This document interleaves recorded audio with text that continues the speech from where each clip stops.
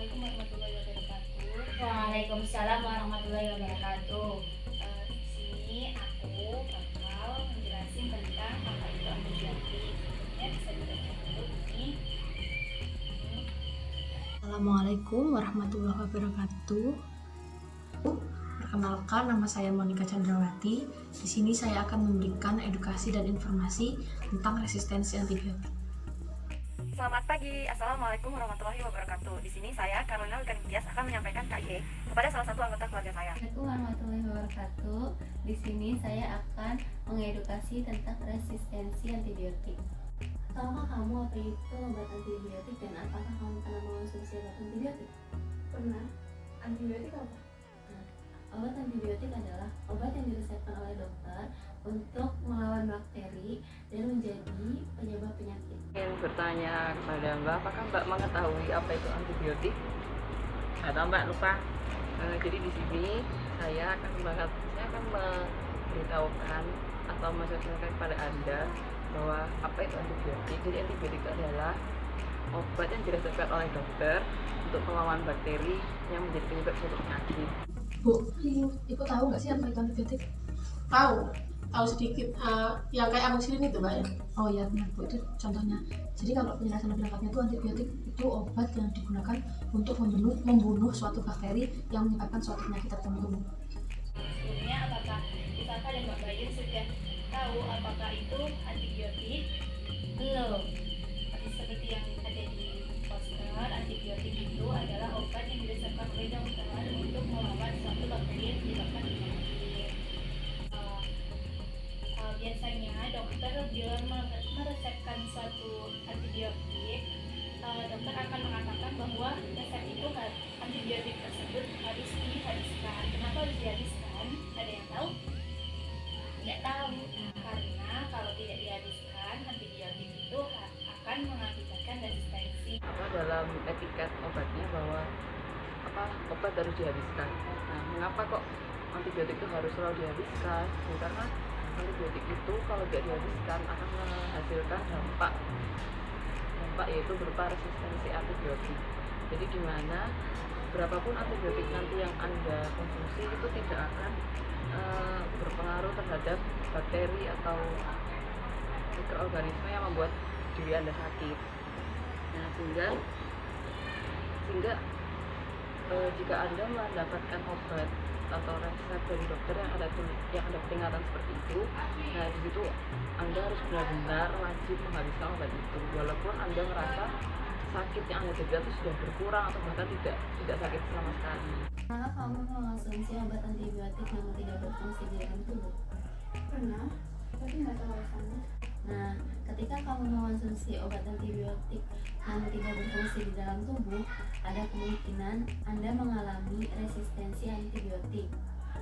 Resistensi artinya itu melawan. Namun, resistensi antibiotik bukan berarti tubuh kebal terhadap antibiotik, tetapi jenis bakteri tertentu menjadi resistensi atau kebal terhadap antibiotik yang dirancang untuk membunuh kuman. Ibu pernah nggak sih dengar apa itu resistensi antibiotik? Nggak pernah. Jadi itu resistensi antibiotik itu keadaan di mana antibiotik itu tidak bekerja sesuai dengan fungsinya. Nah, kenapa nggak bekerja sesuai dengan fungsinya itu karena bakteri yang ada di dalam tubuh kita itu udah kebal atau resisten sama antibiotik itu, Bu. Pernahkah Anda mengkonsumsi antibiotik namun tidak berfungsi dalam tubuh Anda? Enggak. Tidak. Baiklah. Berarti sejauh ini obat yang Anda gunakan itu selalu berfungsi ya dalam tubuh Anda? Ya, baiklah. Jadi saya akan menjelaskan sedikit bahwa antibiotik kemungkinan terjadi resistensi antibiotik bila Anda menggunakan antibiotik namun tidak berfungsi dalam tubuh. Hal itu terjadi karena resistensi sendiri memiliki arti untuk melawan. Namun di sini yang menjadi resistensi adalah bakterinya. Jadi bakterinya lebih kebal, dan obat antibiotik sendiri merupakan obat yang sangat sering berada di kalangan medis. Bahkan masyarakat luas menggunakan obat antibiotik untuk melawan beberapa penyakit. Namun dalam penggunaannya masih saja salah, yakni masyarakat masih menggunakan obat antibiotik sebagai obat biasa dan membelinya ke apotek secara normal seperti obat bebas lainnya. Kenapa sih bisa terjadi resistensi? Karena itu obatnya itu tidak dihabiskan itu. Namun tahukah Anda penyakit infeksi yang disebabkan oleh bakteri yang dapat berespon terhadap Pengobatan mengakibatkan perpanjangan penyakit, meningkatkan risiko kematian, kemudian dan semakin lamanya masa rawat inap di rumah sakit. Oleh karenanya resistensi dari antibiotik harus kita hindari. Bagaimana cara menghindarinya? Oleh karenanya, resistensi antibiotik dianggap berbahaya, sehingga kamu perlu menghindarinya dengan tahu apa saja penyebabnya. Berikut terdapat beberapa faktor yang mendukung terjadinya resistensi antara lain. Yang pertama itu anggapan wajib menggunakan antibiotik ketika sakit. Sebenarnya antibiotik digunakan ketika benar-benar dibutuhkan atau diperlukan. Antibiotik tidak diperlukan jika disebabkan oleh virus, bukan bakteri. Akan tetapi, hingga sekarang antibiotik masih sering digunakan untuk mengatasi pilek.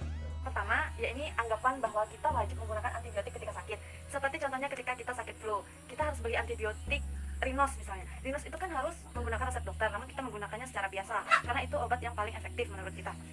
Kemudian yang kedua ada peresepan dalam jumlah besar. Jadi peresepan antibiotik dalam jumlah besar juga dapat mengakibatkan resistensi bakteri. Atau di sini juga kita dapat menyebutnya meningkatkan unnecessary healthcare expenditure atau seleksi resistensi terhadap obat-obatan baru. Jadi semakin kita mengonsumsi obat antibiotik secara berlebihan atau dalam jangka yang lama, maka akan mengakibatkan resistensi. Suatu arti antibiotik tidak akan lagi mampu mengatasi jenis bakteri tertentu di kemudian hari. Kemudian bagaimana cara kita agar mencegah resistensi? Yang pertama itu kita tidak boleh membeli antibiotik tanpa resep dokter. Kemudian apabila mendapatkan resep antibiotik, maka antibiotik tersebut harus dihabiskan.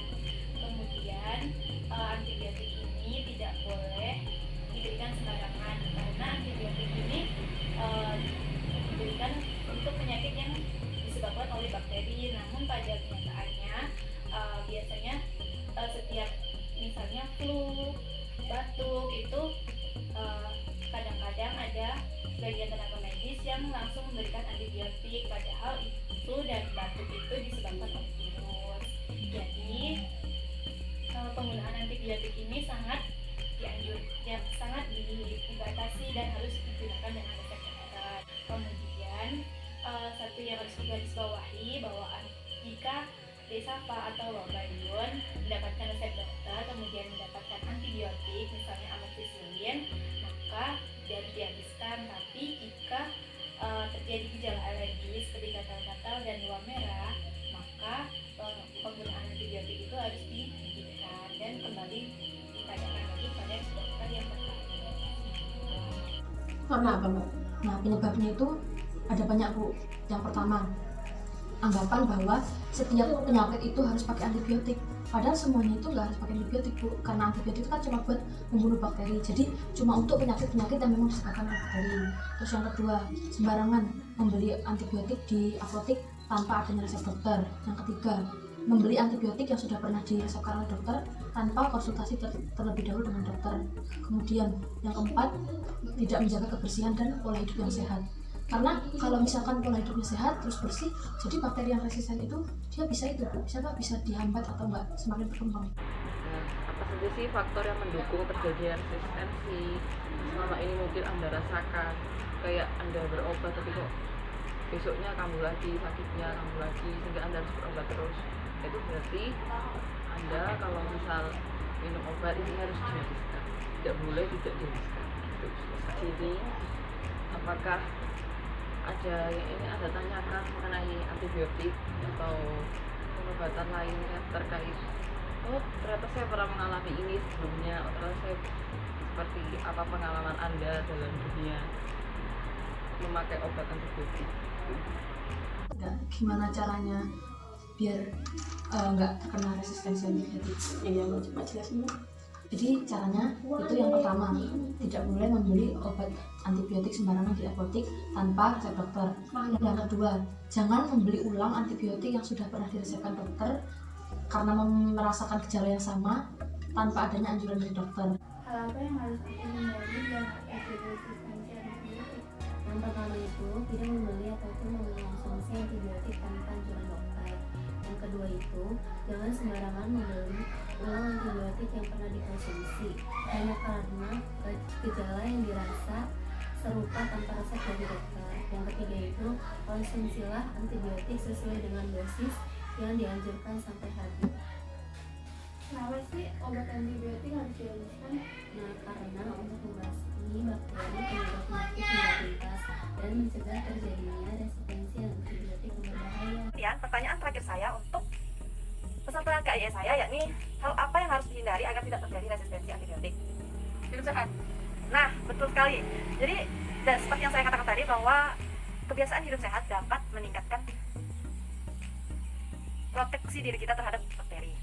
Nah, di sini saya akan menjelaskan hal apa aja sih yang harus kita hindari agar tidak terjadi resistensi antibiotik. Yang pertama, tidak membeli ataupun mengkonsumsi antibiotik tanpa anjuran dokter. Jadi kita mengkonsumsi antibiotik harus dengan resep dokter. Kemudian yang kedua, jangan sembarangan membeli ulang antibiotik yang pernah dikonsumsi hanya karena gejala yang dirasakan serupa tanpa resep dokter. Jadi meskipun kita sakitnya sama, kayak aku kemarin pilek lagi nih, aku kemarin batuk lagi, aku harus beli obat antibiotik yang kemarin, kayak gitu, agar aku cepat sembuh gitu. Enggak gitu. Jadi kita juga bisa mengkonsumsi obat bebas lainnya tanpa antibiotik. Kemudian yang ketiga, konsumsilah antibiotik sesuai dengan dosis yang dianjurkan sampai habis. Jadi antibiotik itu adalah obat yang harus dikonsumsi hingga habis karena tergolong dalam obat-obatan yang membunuh bakteri dengan tuntas gitu. Yang keempat, gunakan antibiotik sesuai anjuran dokter. Tanyakan dengan jelas pada dokter Anda terkait lama penggunaan antibiotik. Jadi harus dipertanyakan lagi jika kurang jelas gitu ya. Yang kelima, jika ada keluhan ketika mengkonsumsi antibiotik, segera tanyakan ke dokter untuk saran lanjutan. Jadi ketika Anda mengkonsumsi antibiotik namun terjadi gatal-gatal atau alergi, Anda bisa menanyakannya kepada dokter. Mungkinkah Anda terkena alergi antibiotik seperti itu. Kemudian yang keenam, mencegah penularan infeksi dengan pola hidup bersih, seringkali diabaikan. Nah, yang seperti Anda katakan tadi itu benar sekali. Jadi pola hidup bersih yang sehat itu dapat meningkatkan kita agar terhindar dari resistensi antibiotik. Dengan mencuci tangan dengan sabun telah terbukti mampu mencegah penyebaran infeksi dan menurunkan angka kejadian berbagai penyakit. Terus ibu tahu nggak sih sebenarnya resistensi antibiotik itu bahaya? Nggak tahu mbak.